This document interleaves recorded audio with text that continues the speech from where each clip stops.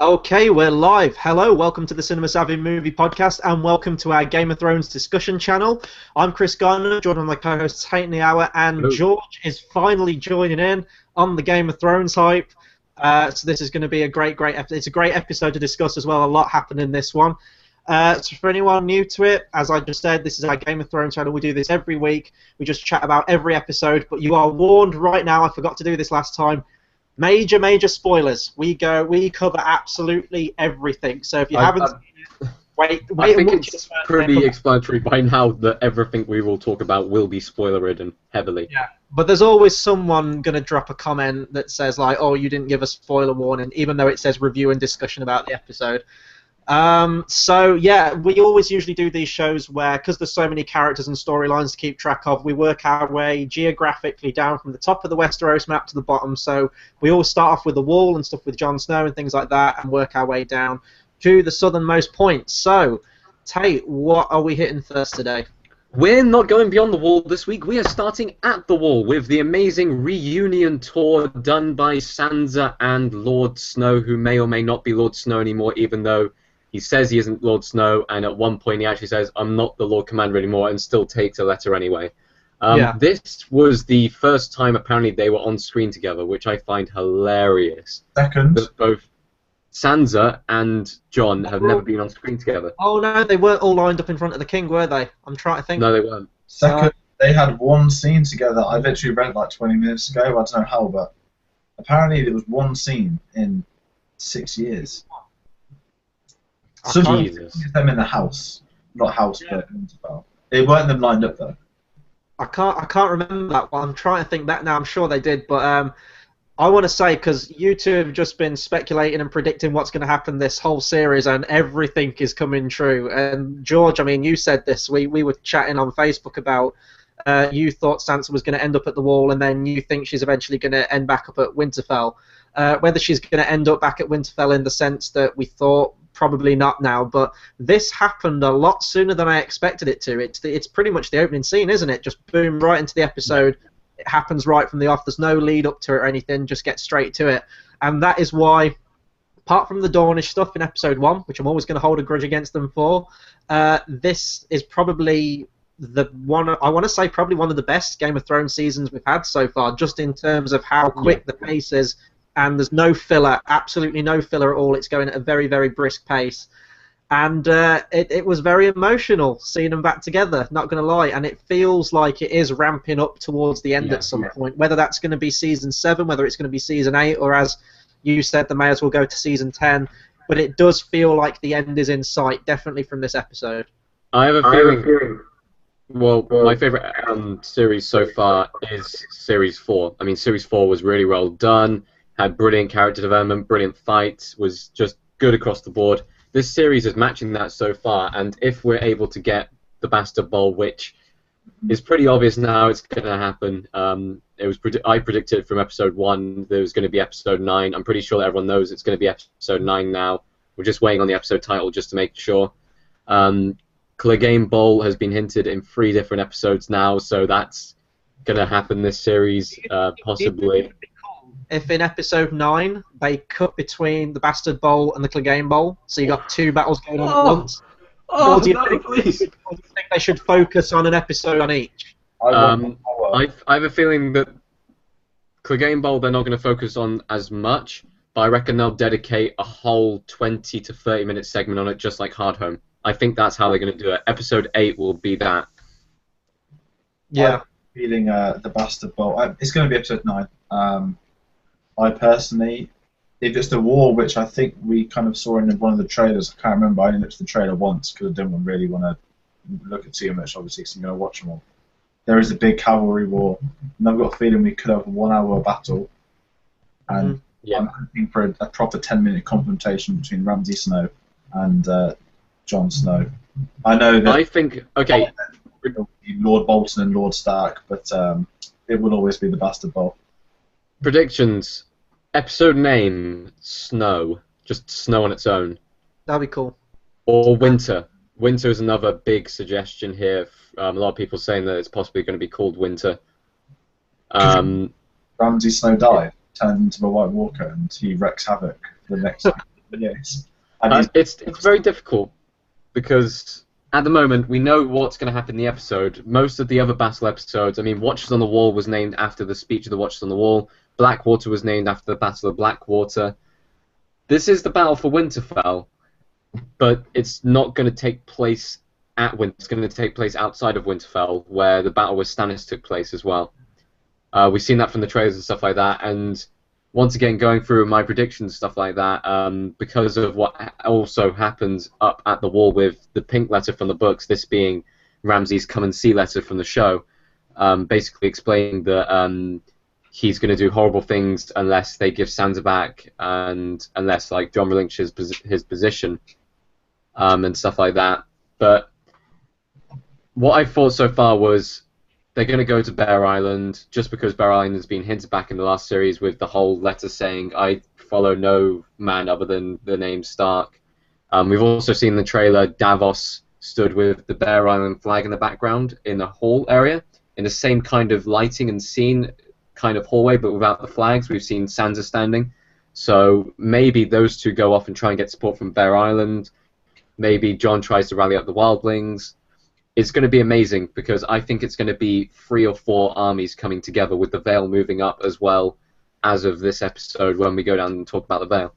Let's just hope it's better executed than like Battle of the Five Armies, because that just got ridiculously out of hand. But yeah, I don't want to go too much into Littlefinger stuff because we'll get to that later. But we know that he's going to join forces at some point. I've got thoughts on the whole Littlefinger thing about him sending Sansa away, but I'll wait to talk about that later. So, Pink Letter was great. They have kind of made it very much like Joffrey with Ramsay, where they just overwrite him so much to be evil that he just becomes hilarious. So it's where Jon Snow can't finish the letter and then Sansa finishes it. Yeah. I was just laughing like hell because they try so hard to make him evil that he just turns out so likable. But it's nice to see Sansa finally take some initiative, and she's finally grew a pair this season. It's taken 6 series to grow a pair, and someone commented on the Reddit thread that who would have thought that by the end of this episode Sansa would be Jon Snow's backbone. Yeah. And it's actually quite funny to see because Sansa, almost in this series so far, really has come forward as a character massively. She now has the support of basically a personal guard going around who will protect her. She's got the support of the Northerners. She's got all this support which she didn't have before, and she was very vulnerable in the previous series. She's starting to learn how to play the game, and that's crediting to possibly 2 people in her life. One, probably Cersei. I feel like Cersei's influence may have rubbed off on her, and I feel like that's starting to show in this series more as she's getting more confident and as she's starting to become a little bit more kind of not war obsessed, but she knows how to go about those kind of affairs. I'd say the second person who is rubbing off on her probably is Theon. I mean, Theon, Peter Baelish, man. Peter Baelish all the way. You say Baelish? Yeah, hell yeah. I would go Theon. If you look at the end of Season 4, this is one of my little issues with 5. Season 4 ends with her, she dyed her hair, she's in the black, she's ready to play the Game of Thrones. And then Season 5, you're expecting big things, it didn't really happen. Obviously, the whole Ramsay Snow storyline goes into place. To his credit now, as that's really coming across as a filler season, which might strengthen this, which I think it has done. But now we're finally seeing what they teased at the end of Season 4. And I think when Ramsay dies, she's going to be the one that does the killing of it. But I'm liking where they're taking the character. I know you said at the start, but I was kind of shocked how quickly she came back into it. Because I thought it kind of started with Jon Snow like literally walking out of Castle, or not the Castle, like the wall. Yeah. And he's still there. But it was interesting developments. But they're clearly planning a big future around him. I think you can tell with Sansa, she's either going to be a character that makes it to the Iron Throne, or someone that just dies randomly in episode 9. You've just kind of brought up what I was going to say as well about how Series 4 ended and then 5 just kind of took her back to how she was before, and that was one thing I really didn't like. It made sense because in the book, the person who gets married to Ramsay is Jane Westerlin, I believe. It's a childhood friend of Jane Paul? Jane Paul, sorry, yeah, I said Jane Westerlin. That was I don't even read books. That was that was Robb Stark's wife. There's so many characters in the book. Yeah, Jane Paul, childhood friend of Sansa, and then she's like posed as Arya. But if they'd have done all that, they didn't even establish Jane Paul as a character. So I get why they used Sansa, but they kind of did sacrifice the driving force of her character. But I think they have found the footing now. And I mentioned that the other week, George, what you just said about how when this series is finished, maybe then I will go back to Series 5 and it will be strengthened because of this series, and I think it definitely will be in some areas. Definitely not the Dornish storyline, though. So I guess we can move on to Brienne. Wait a sec. Yeah, so Brienne had a lot to do in this episode, even though she wasn't really much in it. We had Brienne talking with Davos and the Red Woman, basically telling them that she murdered, like, Stannis, which finally sealed the nail in the coffin for Stannis. I mean, we finally know he's dead. He was puts a lot of people at ease and stuff like that. But it also shows tension between Brienne, Davos, and the Red Woman, who will be working together in the wars to come. And their relationship's one of the most fascinating things, I think, in this series, because how they've sort of grown with like the animosity in the first couple of seasons, and now they've sort of realised their situation. And I think really this sort of kicked in like episode 1 and 2, where Melisandre was really just a vulnerable character. And we haven't really seen her in that way before, where she just had this crisis of faith, and now, you know, Davos still gets the odd line in here and there where he says like, oh, well, didn't you say Stannis was the prince who was promised? And I still think he is the prince who was promised. I didn't see his death on screen. I don't care what Captain Phasma says. I want Stannis to rock up. Stannis doesn't deserve that kind of outing. He really doesn't. But no, I mean, it was kind of Brienne just telling it like it is. And I don't know if you two want to talk about that more, but I want to get onto another Brienne-related topic, which I can see. I think we all want to. Yes. This has to happen. I ship this so hard. I ship the bear and the maiden fair. Yes. So this is, of course, Tormund and Brienne, the power couple that we hope to happen in Game of Thrones. This is me predicting. It's going to be very rom-com cliche, but Tormund is going to save Brienne's life on the battlefield in Episode 9. Yeah. That's what's going to happen. We've also been talking about Pirates of the Caribbean quite a lot, like off air. I want just like a great cinematic kiss, like in At World's End, and like the camera slowly revolving around the two of them in the middle of the battle. That would be amazing. I ship this so hard. And then hard. an arrow through both of their heads at the same time. That's the Game of Thrones way.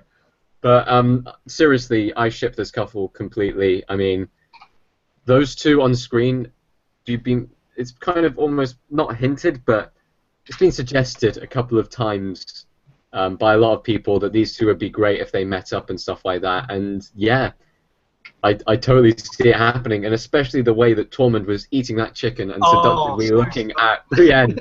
I showed you guys a video of that with what's it called? What music did I have in the background? Careless Whisper. Yeah. In the background. And I feel that scene would have been better if it had Careless Whisper in the background playing. I don't care whether it's Game of Thrones or whether the continuity goes thrown out the window. Just a smooth saxophone playing whilst Tormund is digging into a chicken, looking at Brienne. And Brienne's reaction from that, I'm not sure whether Brienne at this moment in time wants to go... She's warming up to it. She doesn't want to go through with it at all, but I feel like it may be because Brienne's character has never been looked at in that way ever by anyone, other than Renly, who was gay. So it's a new thing for her. Tormund has mentioned in the past that he has kids, so I'm unsure what's happened to his wife, but I feel that his wife may be dead. Maybe she was joined by the army of the dead, anything, whatever. But I feel like Tormund is ready to move on to it's gonna get a new love. Damn right. It's going to be like... That child could probably take the Iron Throne for itself. I mean, it's probably going to have double swords. I know we've seen that recently. But just picture the monstrosity of their child. It'd be like, you know, he'd make the mountain... Hodor Mark II. He'd make the literally look like a peasant. That makes me really want the series to end now, like how the final Harry Potter film did, where it jumps 19 years later, because I want to see this child just like rock up the Iron Throne. It would just like put Khal Drogo to shame. But I don't believe in the concept of love at first sight. But when I see Brienne and Tormund, I believe it. Like as soon as they lock eyes with each other, like Careless Whisper, or like the opening scene to "I've Been Waiting for a Girl Like You" by Foreigner just strikes up, and it's glorious. This needs to happen. This is speculation. Do we think it will? Yes. Episode Yeah. 9. Episode 9. One of them will save the other person on the battlefield, and they will just. This is game. Maybe one of them. Maybe even they'll hint at it earlier on in the series, and this would be something big. But one of them dying in the other's arms just as they're starting to fall in love would just be heartbreaking. That's why it probably happened, because it's Game of Thrones and they don't do nice. So we're shipping the relationship for maybe episode 6, 7, and then the death of one of the characters, episode 9. If not, they finally fall in love, episode 9. Or the death of the beard. The beard goes. Ram It's just like kidnaps him, just like instead of skinning him alive, he just like shaves him. And then Can I just say, I love that we've talked about this so much, and this is just like the most incidental thing in the episode. No plot-related things come out of this. But I'm not gonna lie, that was one of the highlights of the episode, as we listed whilst going through different things. But let's go to exactly the same place, just slightly further south. We've got Winterfell with, I would say, one of the biggest deaths of the series so far, in the character of Osha. Now, I'm not happy about this. You're not happy about this. I think that it was needed. Yeah. Sadly, it was needed because she hasn't really done anything for a while. And not only that, but she's been gone for what, 3 seasons now, and then they finally bring her back last episode, and I was like so hyped that we're going to see these characters back. I knew they were going to go through some shit with Ramsay, but I didn't know they were going to get to this. So she comes back, and then they just kill her instantly. I was so annoyed. That character was in the trailers, when they get to the battlefield, there are 6 people who are skinned on burning crosses. Oh God! I can guarantee that she is one. I have a feeling, another prediction coming out here, that the Karl Starks will be the other 5, because I feel like Ramsay will go wild and realize that they are betraying him, because the North always remembers. But one thing I like about this episode as well, and we'll get into it much more with Daenerys, but even with this thing with Osha back and sort of trying it on like she did with it was Theon she tried it on with, wasn't it? Yeah. A lot of callbacks to Series 1 this episode. Like, so many, like, with Sansa and Jon Snow meeting up, talk of going back to Winterfell, stuff with Osha, Daenerys later on. You can definitely sense that this is sort of, like, coming up to the end now, and it's, like, going full circle almost with a lot of the plot points. But with Osha, it's not quite as bad as the Dornish stuff, and I'm going to keep bringing that up because why the hell they did that, I have no idea. It's just I know why. They realized they screwed up. There was no way of recovering that because of where the storyline was going so far. And I am now starting to come to terms with it, and I think I know how the series is going, so I'm just going to let it lie. I mean, I hope that the Dornish come back at some point, even with like the terrible version of the storyline they've done, because if they just drop that completely, then that was just a massive waste of time in Series 5. But with Osha, I don't know, like, in the book, they've gone a completely different direction. I can't really remember where they've gone to. I think they've gone to some kind of island in the north, away from everything. And they went to the Umbers. Yeah, and obviously the show now has gone past the books. It's just changed. It's pretty much unrecognizable now. It's doing its own thing. So whether when book 6 does come out, if it will follow some of the same plot points as this, I don't know. But it was just so good seeing Tonks back, and I wanted to see more of her. I wanted to see her get back to Winterfell and stuff like that. And then this happened, and I don't know if it was needed because we already knew what like bad news Ramsay was, and then this just sort of does exactly the same thing, but just doing it with killing off a favorite character. They are reiterating the point that he is a mad dog, and as stated by his father in previous episodes, if you treat them like mad dogs, you'll be treated as a mad dog, or something to that tale.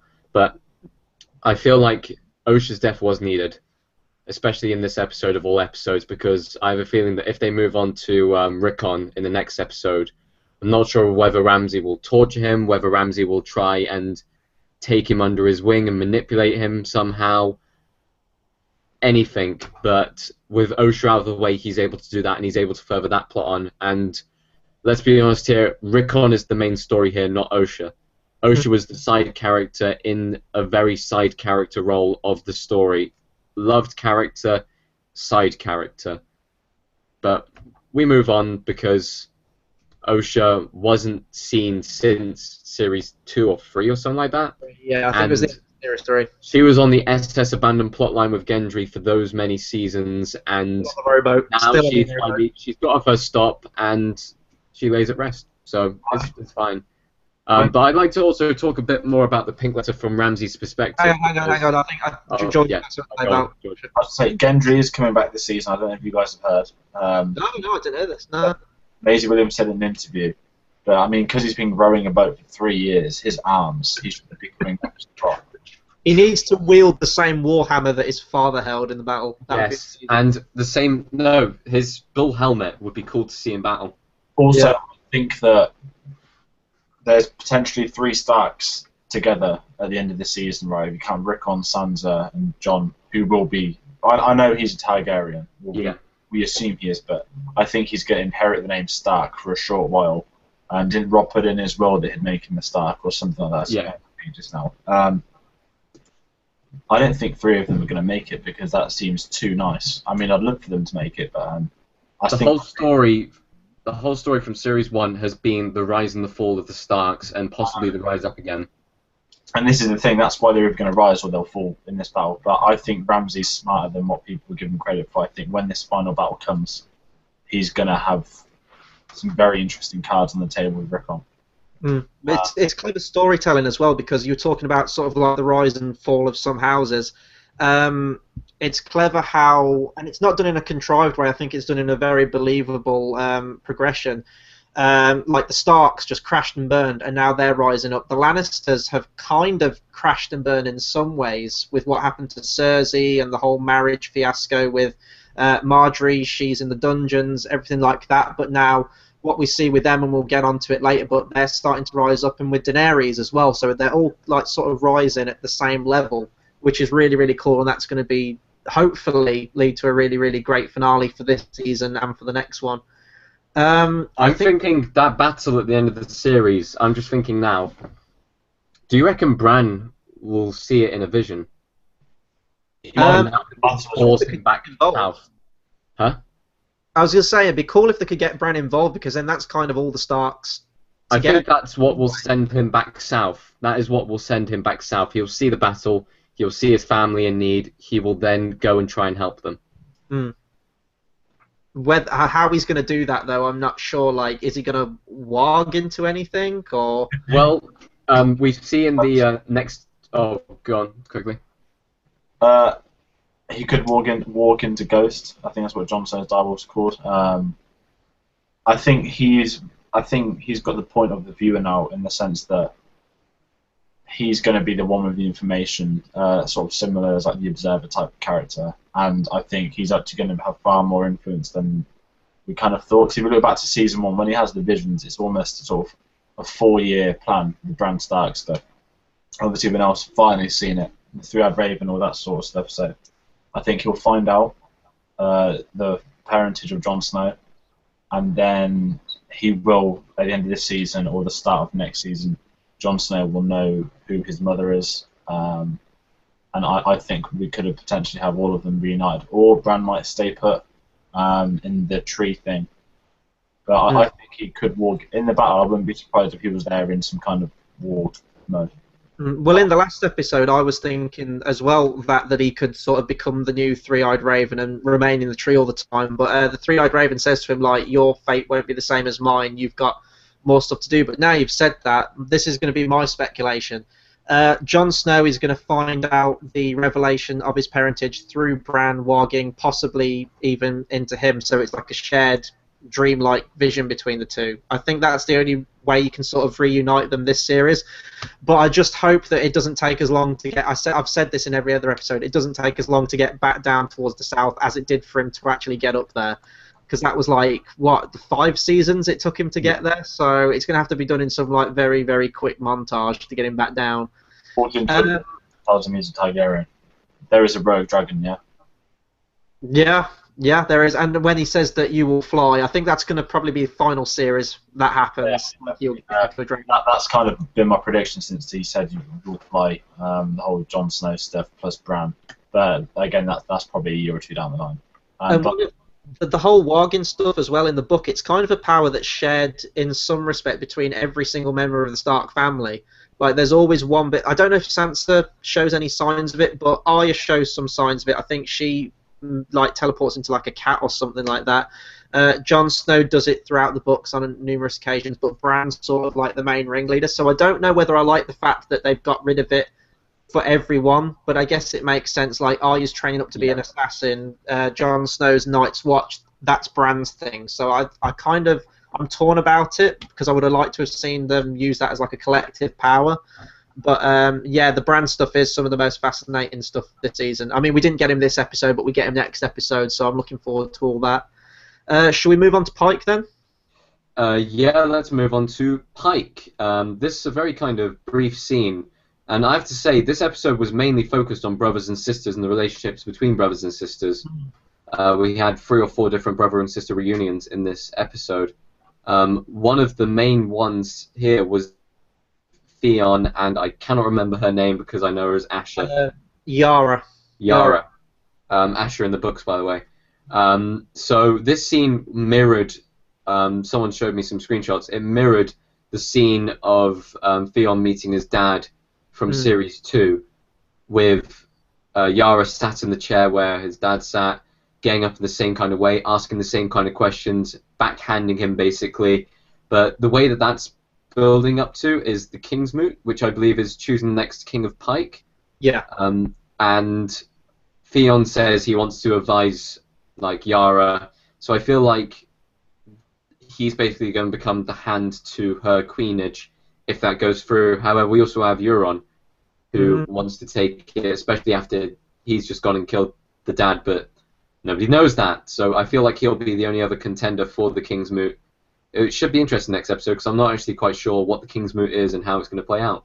The King's Moot, I'm not going to go too in depth into it, although it's going to be very different from the book, I think. The Greyjoy stuff I think this happens in book 4, I want to say, is probably some of the most interesting stuff that happens in any of the books. I love the Greyjoy stuff, and I'm so glad that they finally got back to it. Because when it was going for seasons without them, I thought they were going to skip it entirely, almost like they did with the Dornish stuff. But they've definitely cut it down. I've mentioned before that Balon Greyjoy has 3 brothers in the book. He has Euron, Victarion, and Aeron Damphair, who's the kind of priest, the one with the long hair who puts them to rest in the water and brings them up again. They've kind of got rid of those 2 other characters, which is a bit of a shame because it's really an awesome interaction between the 3 of them, and sort of vying for the King's Moot, and then some aren't, and then some are getting sent on different missions and things involving Daenerys. So it's going to be interesting to see how they do it in this one. But yeah, I picked up on that kind of parallel towards Balon's entrance as well. What? And I can't remember back to it, but this would be a cool visual metaphor if this is what happened. When Theon first walks in Series 2, I think it was, and meets his dad, I think the fire wasn't lit in the room. I might be wrong. And I think with Yara. It wasn't lit with Yara, it was lit with his father. Oh, well, that just shoots down my metaphor. I thought I was going to try and be really clever there, but I don't know. It did seem a little bit different in some way. But Yara was a dick this episode. This whole episode, like when she said like she was going to go and save her brother, I thought that was a really, really nice moment. And they had like a very turbulent relationship. And then I thought, oh, something's going to come out of this. It's going to be nice. And then like Ramsay brings out the disappearing hounds. And then she flees, and now she like holds a grudge against him, which it seems a bit out of character for her. But I hope that the 2 of them can sort of reconcile this series, and I think that will probably happen. I can understand why she was angry. I mean, she took her men over, her men sacrificed life, and Theon just said, no, I don't want to leave, I'm Reek. And that meant that she had to mourn her brother, saying, okay, he's dead, except that he'd not even try and go back because it'd be risking too much. And now he turns up on the doorstep just a week after her dad dies, and they're about to choose the new heir to the Iron Islands. I'd be suspicious, not only that, but it was just the way that she was treated in those situations, how Theon rejected being rescued and stuff like that. That's going to stick with her. She's mourned over him already, and she has kind of learned her lesson about that, and now she doesn't know whether to trust him fully yet again or not. I can completely understand that, especially seeing as Theon has been a puppet for the last 3 series. Mm. What do you think, George? In all honesty, the Greyjoy stuff kind of bores me. I can't get over the fact that I'm going to track it back to season 2 now. Even when Theon turned heel in the wrestling terms, I was just kind of bored by it all. So I've never really cared for the storyline. Granted, it probably is better in the books, and obviously they swayed over for so long. It just got to a point where I was like, okay, they're back. But I really did like the stuff with Yara, especially when she did save him and he did kind of sit in that cage. It's like, no, I'm Reek. So I'm interested in the dynamic, but I want to see what the brother's going to be like, because I don't think... I mean, when they were doing casting for this season, the big deal was casting the Greyjoys. And only seen a little bit of them so far. Granted, they're probably the newest characters as such, but I want to see where the storyline goes, because there's potential for some clashes there, and obviously then they'll push on into the future. They might form an allegiance with some houses, you never know, but this new Kings thing next week, what they're going to do will be, I think, very important to the show, and I think people are skimming over it because of everything else that they're seeing. One thing as well, what was I going to say? I've lost my train of thought now. It's about the Greyjoys. God damn it. Anyway, carry on. It might come back to me. So, shall we head down to the Vale for the first time this series, and the much-awaited return of Littlefinger, Peter Baelish, who is one of our favourite characters in the show. He's amazing. He's amazing. He's so good. All of his speeches are brilliant, and his manipulation as well. He truly is the man who will win or lose the Iron Throne. And we all think that he's going to die on the Iron Throne. And I'd say that he is probably the most tactical person in the entire series, the most devious and the most manipulating. And he has so many different people underneath his little fingers working for him, including today Robin, who really is a wet sponge, isn't he? Yeah. When he can't even hit like an arrow target, which is like 10 meters ahead of him, even though he's probably been practicing for 2 series now. Not only that, but to add to that, like, he is being completely manipulated by Uncle Baelish. Peter's just like, oh, I don't know how I got that information. And the first thing Robin says is like, oh yeah, we'll send him through the moon door. Send everyone through the moon door. He really does like that moon door, doesn't he? I really, really fear for that falcon. So it's all about manipulation, and I know next episode Sansa meets up with teleporting Baelish, who somehow gets up to the wall within an episode. He's got his Littlefinger. He can do anything. He's sort of like, it's like the I'm Batman card, but with Littlefinger. He's great. Sansa asks him the question, "Did you know about Ramsay?" And that is a question. That is an answer that we all want to know. I'm going to keep this brief because I'm going to let George get in on this, because I know he's got a lot to say on Littlefinger. I have too, and I could probably do an entire show on the guy. I had this thing when I was reading the books. If a character died, if something happened, I always had the theory that you can trace everything back to Littlefinger in somehow. Even if some kind of stuff's happening across the map, across the water, Littlefinger probably had something to do with it. He is omniscient, he is amazing, he is manipulative, and he deserves the Iron Throne. And he will get the Iron Throne, I know he will. He won't have it for long, but just the satisfaction of him getting it for that one moment will be enough to cement him as the greatest character in all Game of Thrones history. I could say more, but I'm going to pass this over to George, because he needs to get on some of the Littlefinger hype. I have waited and waited for him to return, and like The Rock, he finally has done. Even when he had the little carriage of the peasants pulling him along, you could just see his authority. He's risen from the guy that owned the whole place to, the future king. Started from the bottom, now we're here. He's well on his way to getting up there. And his story arc, he's probably the most intelligent person on the actual show, I'd say that much. He knows how to play the Game of Thrones. He's been playing it very well. And I was about to say what Chris did, trace every death back to him. Sean Bean, the real betrayal isn't killing. Well, not killing. The real betrayal wasn't Joffrey chopping his head off. It was Littlefinger telling me, and you can't trust me, and he still did. Well, even before then, the death of John Arryn. John Arryn, that's the one. Yeah. Had that done. Joffrey, he had him killed. He knows exactly what he's doing. He's planned it for a long, long time, and I can't wait to see where it goes. And I think we might have a potential. Say he gets the Iron Throne, I think he'll be making quote the Warden of the North a certain Jon Stark when the time comes. But I want to see him get back to King's Landing so quickly because I just want to see what he does there. Whether they would have clocked on that he was involved in the Joffrey murder.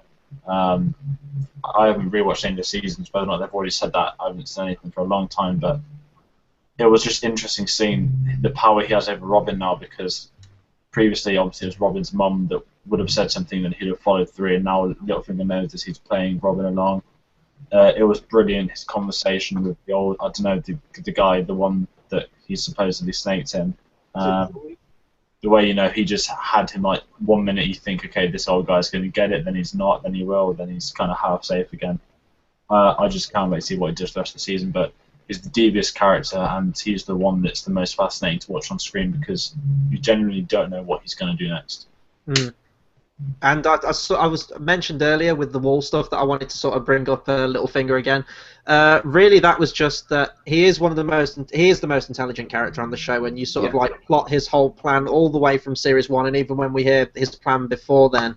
And then it got to series 5 where he married off Sansa to Ramsay, and that was a huge deviation from the book because Sansa's still with Littlefinger at the Vale, where the books have ended.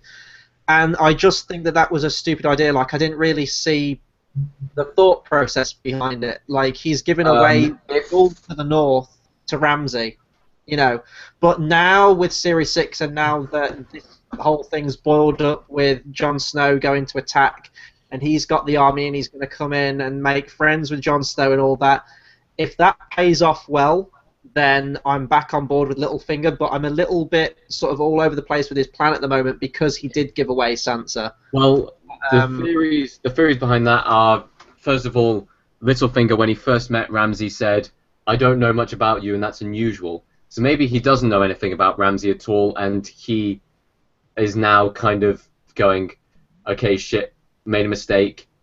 I need to go fix that." I know that he can try and fix it to make it part of his plan for his selfish gains, but I still think it's clearly obvious he loves Sansa. It really is, and that will always be his weakness. His only weakness will be Sansa. And I would say that his plan so far is working out quite well. I understand why he got into ties with the Boltons, because the Boltons were the Wardens of the North. If he managed to marry off Sansa, and he had control over Sansa, and Sansa was able to possibly control, because he was teaching Sansa to manipulate, like, people, and he thought, look, if Sansa is able to manipulate Ramsay, then he will have control of the North. And whether he went down south with the Boltons to take over King's Landing, or whether he went down with the Vale and the army of wildlings, it doesn't matter. All that matters to him is his own agenda. However, his one weakness will always be Sansa, and I feel like he has a lot of explaining to do in the next episode because of that. Another thing that's fun to point out with Littlefinger, this is the last thing I'll say and we'll move on, because we've still got quite a lot to talk about, we'll power through it quickly, but is Aidan Gillen's constantly changing accent and his progression of his accent throughout all 6 series so far. If you go back to Series 1, he's doing a conventional British accent, very posh, very upper class, then Series 2 comes and he sounds like Sean Connery with a cold, and you first start to pick up on some little things like that. Doesn't sound like Littlefinger. And then 3 onwards, he's just been escalating Irish, and it's amazing. And his accent's great now. So he just needs to stay at that. I hope he gets more Irish. Let's move to King's Landing. There is a whole lot to talk about on this one. Oh, there is a lot. Quick as we can. A lot to do with Marjorie, which we haven't actually seen this series yet. We haven't seen her since, I'd say, episode 6 or 7 of the last series. And she still looks amazing despite the fact that she's been in the jail cell for ages. That's because she uses what's it called, face cream. It completely lifts up the face. I don't want to know what kind of face cream you'd be using in the dungeons of England. I really don't. Clearly, Loris has been using that as well. She is a very intelligent character, Mm. But so is the High Sparrow, and I feel like this is one of the first confrontations between two extremely intelligent characters who have their own agendas on how they want to kind of deal with the situation of Marjorie and Loras. And Marjorie and the High Sparrow have a very good conversation, and probably, I would say, apart from the big blasting end of the episode, this was the best moment of the series so far. The High Sparrow's speech about kind of how he became part of his faith, and I have to say that is up there with the ladder speech by Littlefinger and other speeches made like that. It was so well done and so well acted, with the camera slowly zooming in. Very long monologue with small interjections. It was just brilliantly acted by both of them. It furthered the plot of the characters personally because, I mean, Marjorie learned a great deal about the High Sparrow.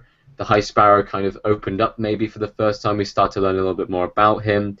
And it shows that he isn't a man driven by anything at all, which he said in the previous series. He has finally proven that he is not driven by anything at all.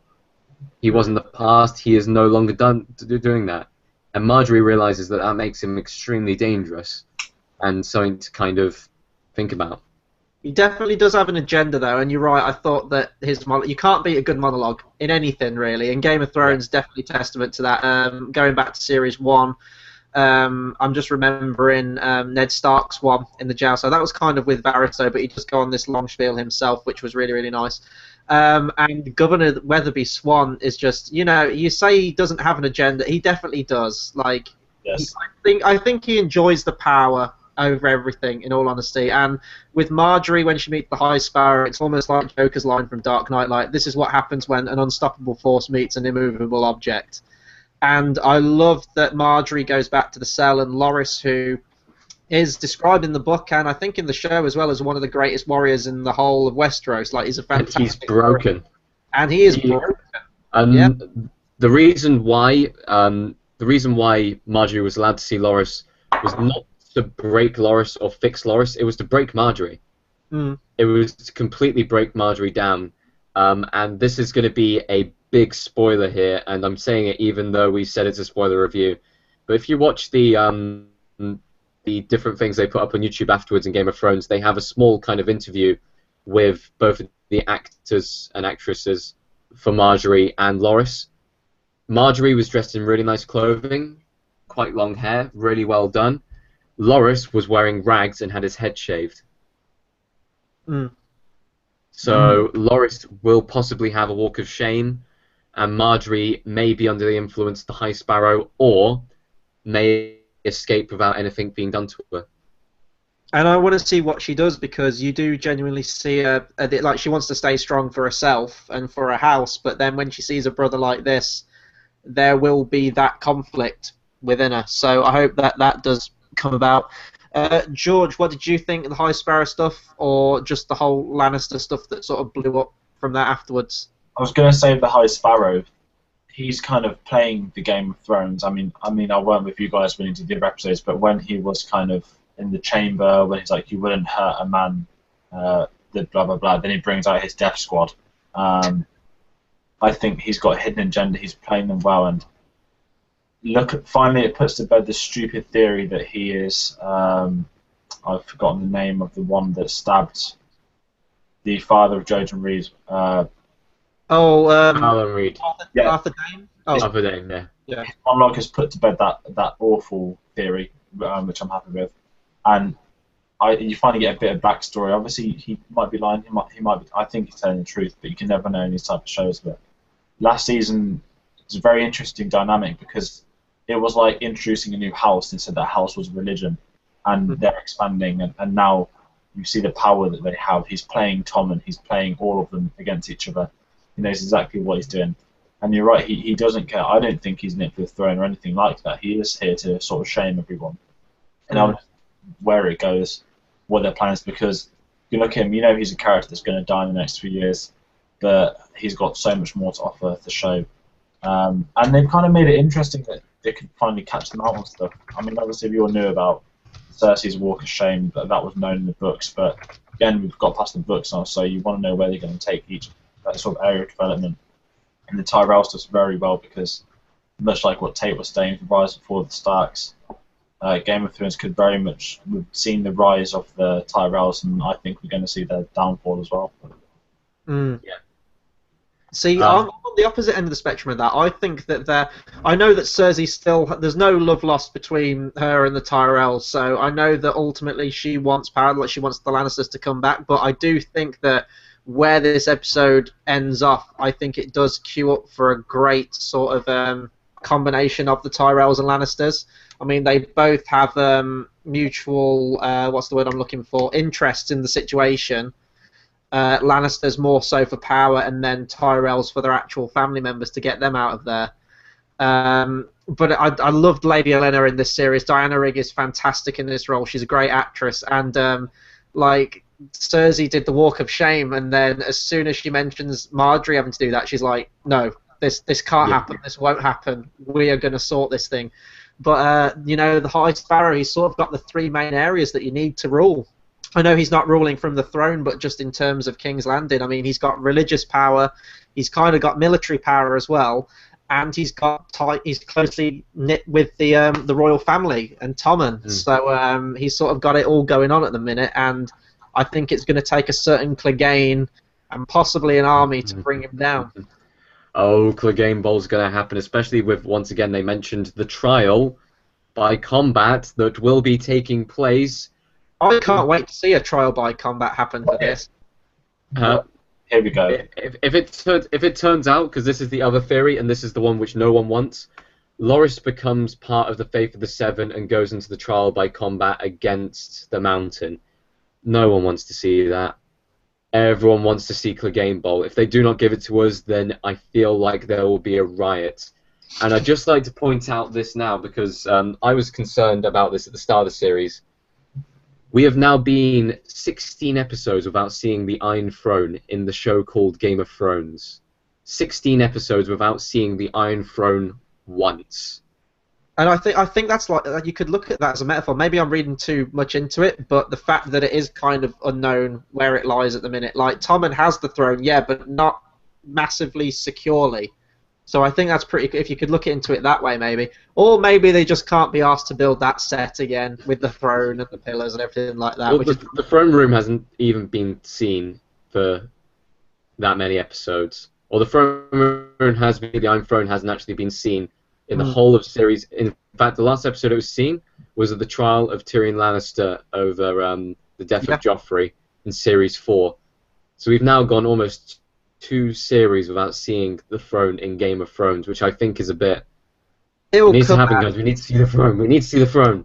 Whether the Clegane Bowl fight happens in the throne room, and then moves outside, and then moves back inside, like most fight scenes in the 80s. But anyway, other things that happened. The Sparrow's secret with Tommen. What do you think the Sparrow's secret with Tommen is? Because I have a theory to what it is, and it has to do with the Lannister-Tyrell master plan. I've got one. Do you want to go first then, George?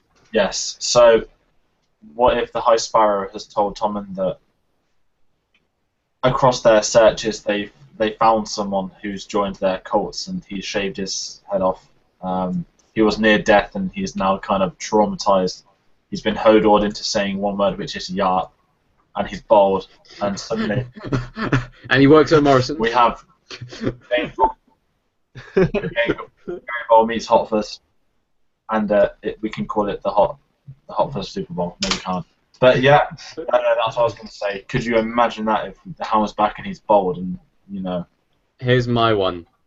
The High Sparrow has told Tommen that he knows that the Tyrells were involved in Joffrey's death. I'm going to be honest, I completely forgot that there was a secret that he told Tommen, but I'm going to think of one on the spot. Is it possible that he could have planted the seeds of doubt in Tommen's mind that he may have been born of incest, perhaps? Tommen, I think, would know this already.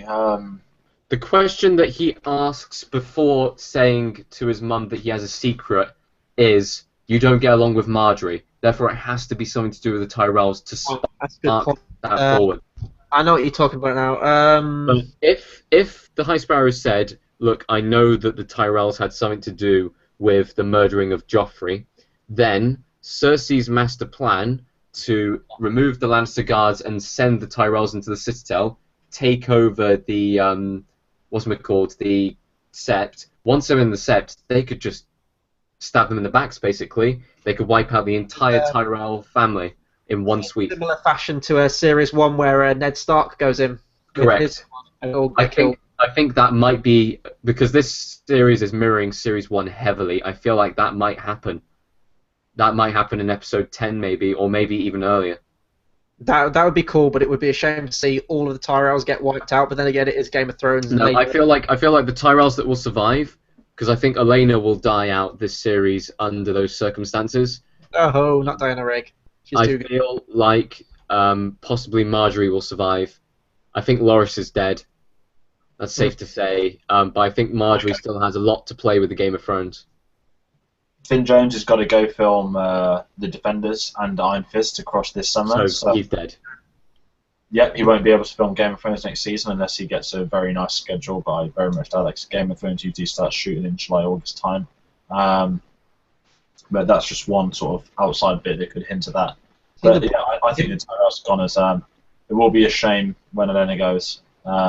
She's without doubt one of the best characters. Her and Tywin scenes when they were together were probably some highlights of the show. Mirroring that, we'll go into Tyrion later on, but yeah, the Tyrells I think will be gone, and we haven't seen the Mountain in action yet. That could very much be him single-handedly taking out a family. Could be pretty incredible sight. And Loras in the book gets an absolute grim fate. He doesn't die, but Cersei sends him on a suicide mission to Dragonstone, and he leads a one-man charge against a whole castle, and gets hit with arrows like Boromir, and then gets covered in boiling pitch, and he's still alive, just barely. But they haven't done that. That would have been great to have seen that. Right, let's power through this really, really, really quickly, as quick as we can. So we have Meereen. Not much really happens in Meereen other than a quick negotiation between Tyrion and the slave owners of Astapor. Now, in this scene, Missandei and Grey Worm are not happy. Sorry, Missandei and Grey Worm. This is because Tyrion's negotiations end up with him saying, you can abolish slavery within the next 7 years, so you're given 7 years to kind of change your profession. Yeah. I completely understand that from a political standpoint, but obviously Missandei and Grey Worm don't know the political ways, and they don't know about the concept of negotiations and compromise. And compromise is a huge issue in Meereen at the moment because neither side is willing to back down, as shown in Series 5. So Tyrion coming in understands that there needs to be some compromise, and he gives them probably a bit too fair. I would have said 5 years would have been a lot. 7 years is a long time, and they understand that. And I don't think they would have been happy with 1 year either. So he's put 7 years up as the plate number. I think it will work. I think Tyrion is very clever in negotiating. They think it's going to backfire. I think it'll only backfire when Daenerys comes back. Yeah, I thought, to be honest, I thought 7 years was fair because I love Tyrion this episode. For me, since Series 5, which is understandable because of what happened with Shae, but he kind of wasn't the character we enjoyed, and as such, I kind of turned off from Tyrion a bit. I didn't really care where his storyline was going. Now he's in this position. It's really mirroring for me Series 2, where he was given that position of authority as Hand of the King. He really gets to show his sort of mentality and how he can, as you said, allow these compromises to happen. And ultimately, he brought King's Landing back from the dregs. He led the charge at Blackwater as well. And now he's showing his political side again. This stuff was awesome, and I think 7 years was fair because you got to think that although slavery is bad, it has kind of been this whole country's just livelihood forever. So just to up and just stop that immediately, or even just put a 5-year cap on it, it would still be quite a tall order to ask for 5 years to just change the whole system. So I think 7 is fair, but I don't like the characters of Missandei and Grey Worm at all, but I do like that you kind of can see that flip side to it because Grey Worm and Missandei were slaves themselves. But even with Grey Worm, he's kind of seeing that, he says something like, I'm a soldier, so if something can happen that will avoid war, that's the best decision to take. I'm paraphrasing, I can't exactly remember what he said. But I like that we've got that conflict now. And you're right, I think if Daenerys does choose to come back to Meereen, whether she will or not, depending on how this episode ends, I think it's an interesting state of affairs for both Daenerys and Tyrion. Yeah, I think with Tyrion, it was very much the way of him getting to the sort of Daenerys storyline. And this season, I like the fact he's sort of running it, and the conflict is there because obviously you had the conversation last week about, what do you lot do for fun? We won't get a conversation like that between the three of them again now. It's going to be very much the conflict struggling. And I think there's going to be some, whether or not Daenerys does come back, because she might not, she might head on down across the sea or something like that. Granted, she will at some point, I'm sure, but I think Tyrion has the potential to now grow as a character and either earn the respect of the others and convince them of the sort of the King's Landing way, or he's going to get tricked out by these guys to kind of rot on his own and it will all go into uproar. But it's setting up I don't know about the dynamic of it because it's working, but have they got the time to tell this bit? Granted, we're on episode 4 now. It doesn't feel like we're on episode 4. It still feels like we're on sort of episode, especially because it's so big. I mean, I know the showrunners said they wanted 12 episodes a season now, but we won't get it. So I think whatever storylines they start, they now have 2 seasons to tell each one, or they're going to have to get it wrapped up quickly. And this one, I don't know the plan, but it makes it interesting setting up their conflict. Unfortunately, though, we'll never get to see Tyrion ride a pig like he does in the book. They kind of skipped over that whole bit, unfortunately. Now, a lot of stuff happens with Daenerys and with Jorah as well, so we'll try and get through this as quick as we can, but I know there's a lot to talk about. So this is in Dothraki now, yeah? Yep. So can we talk about the hand? Can we talk about the arm and the grayscale? That's what I was going to bring up. Dario finally finds out, and he isn't massively shocked by it, really. No. Just kind of accepts it, and he's just like, whoa, back away from me, I'm going to drop this knife on the ground, although he doesn't. He doesn't in the end, yeah. He is very attached to that knife. But no, the whole Jorah and Dario dynamic, we've got a lot of pairings this season again, and that's always interesting to see with very different kinds of characters. We've got Dario, who's kind of after Daenerys more in a kind of lustful way, I would say, out of the two, and then Jorah, who is her friend zone. He genuinely does care about her, but he betrayed her ultimately, and that's why he was sent away. It was kind of weird, though, where Daenerys sees Jorah again later in the episode, seeing him again. There's no moment where she says, I sent you away, you betrayed me, all this stuff. It just seems like she's forgotten all of that, so that was kind of weird. But I love seeing Jorah. He's one of my favourite characters in the show, although it is a shame that they've given him the grayscale plotline, because I really don't want to see him die. I've spoken before, I'm not going to go into it, but that plotline's sort of given to another character in the books who hasn't been introduced into the show. And it looks like it's progressing really, really quickly. So it's a bit of a shame if he's going to go this season. I hope not. He's a brilliant character, and I really hope that he stays around for a bit longer. I think he might stay for a bit longer as well. It's difficult because it's got to the stage now where he's been in since Series 1, Episode 1, and if you're looking at the show, the people who are going to be the main players at the end will be the people from Series 1, Episode 1. We've got Daenerys from that area, and Jorah's been with her from the very start. I feel like maybe Daenerys kills him. Maybe they find a cure. Maybe the third theory, which I'm taking from film theory here, Jorah kills Daenerys so he can become Azor Ahai. That's a very outreaching theory, but we can go with either. I think he'll die protecting her. He will die by the end of the season's run, but I really hope it's not the grayscale because it's such a crap way for someone of his stature to go out. I mean, I know that's the kind of thing, but I forgot her name. Was it Stannis' daughter that had grayscale? And granted, she was scarred and stuff. Yeah, Shireen. They did draw it, although she did look like that.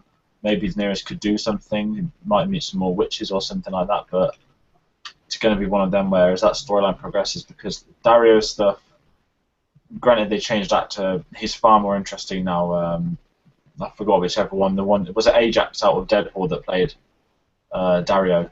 I think so. In Yeah. He was just very boring, very plain, and got a more enthusiastic actor. He's actually interesting, especially when he gets to the action scenes. So it'll be interesting to see what he does, because I could see him training Daenerys at the end of the day. We have lost Chris. That's fine. We'll continue. Right. But the final thing that happened in this episode was probably for the first time in a long time, Daenerys going badass.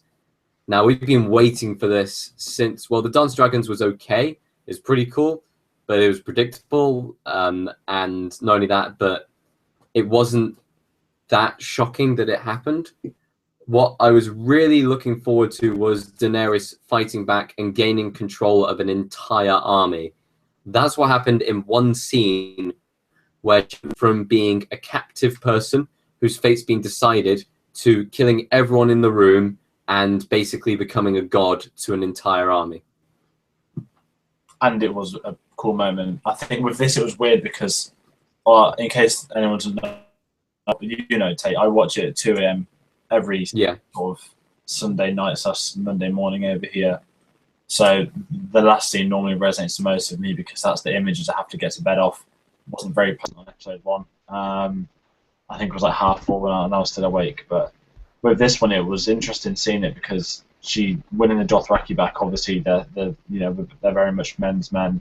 You know, big bad. And the fact she took out the whole of their command and just walked out the door, didn't give a flying fuck. They all bowed down to her.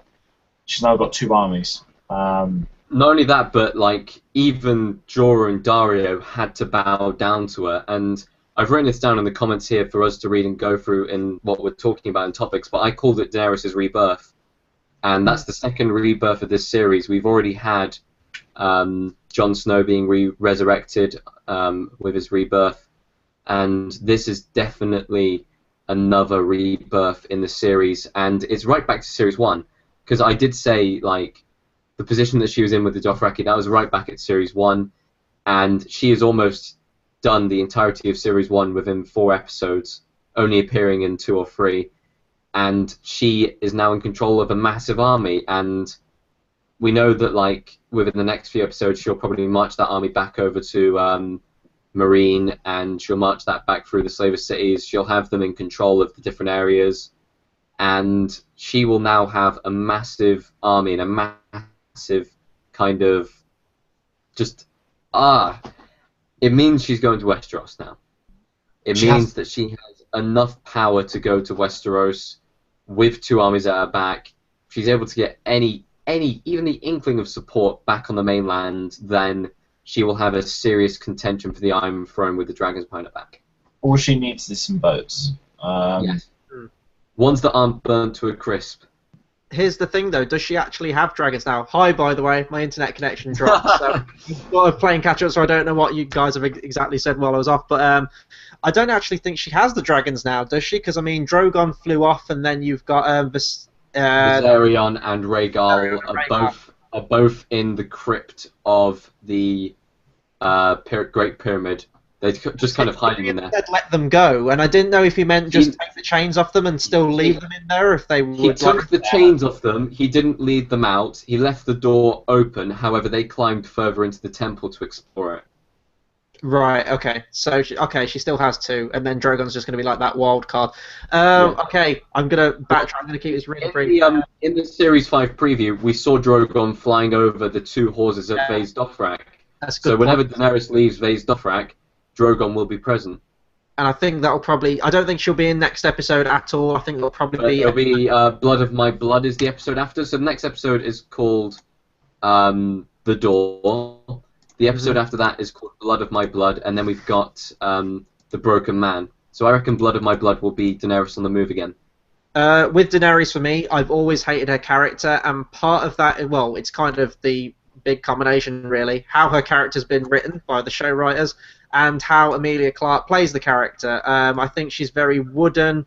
She's always one note. I don't think there's anything interesting with her character. And even in the book, she's not very interesting, but there's sort of like a a strain of madness that's increasing in a sort of like comparable to the Mad King, which is kind of interesting. But it was kind of cool seeing her go back to Series 1 Daenerys, which is probably the most interesting Daenerys has ever been, in all honesty, throughout all of the series, in my opinion. And you do get that shot again where she comes out of the fire completely. Oh, that was weird, though. Like, they'd CGI'd Emilia Clarke's head onto a model's body, kind of how they did with Lee. No. You're wrong. Am I? I thought she had like a no nudity policy now. No, it was revealed that her nudity policy had a clause in it. If she deemed a scene to be furthered forward by nudity, she would be willing to take part in it. And she deemed that this scene furthered the plot through nudity and through showing her bare body. Therefore, she was willing to go naked for the scene. I don't know. To me, it looked a bit like her head had literally just been like photoshopped onto another body. Apparently not. Captain America. Yeah. And he's the thin one. But I did read something about that clause. But I wouldn't be surprised either way. It's Game of Thrones. They did it with the warts, but I think it's got to a stage where everyone's seen everyone naked, so no one really cares anymore. Yeah. It didn't bring me out of the episode or anything, but I just went that the effects on that do look a bit iffy. Like with the Lena Headey thing, like I didn't even realise that. Like I thought that was absolutely seamless. Maybe if I go back and watch it again, I might be able to pick up on it more. But I thought that looked great. This one, maybe it was with like the lighting and like the CGI fire and stuff, and that sort of made it pop out a bit more. I don't know, but I think we've pretty much covered everything, right? I mean, we've been going for quite a while on this one, but a lot of stuff did happen. So I'll close it out then. So that will do it for our conversation on Book of the Stranger. Be sure to check back next week where we'll have another conversation on The Door, is it called? The Door? Episode 5. Yeah, The Door. We'll be back for that. Be sure to comment, subscribe, let us know what you thought of this episode, any speculation you have, any favourite scenes. Do you ship Brienne and Tormund? Let us know. We all do. In terms of what's coming up on the channel, we'll have our X-Men Apocalypse review up probably at the weekend. We're sort of deciding who can, like times and days and things that we can get on for that, because it would be good if we could all get on for that. And also, the last Sunday of this month, we will be doing our episode 2 of Timestamp 0. In the description below is the straw poll where you can vote on which film we watch as the commentary. There's a lot of great films on that list, and it will be interesting to see which one gets picked. There is one that's leading the way at the minute, but that could all change, so be sure to get your votes in on that. So that'll do it for us on this Game of Thrones video, and we'll see you in the next video. So until next time, thanks for watching.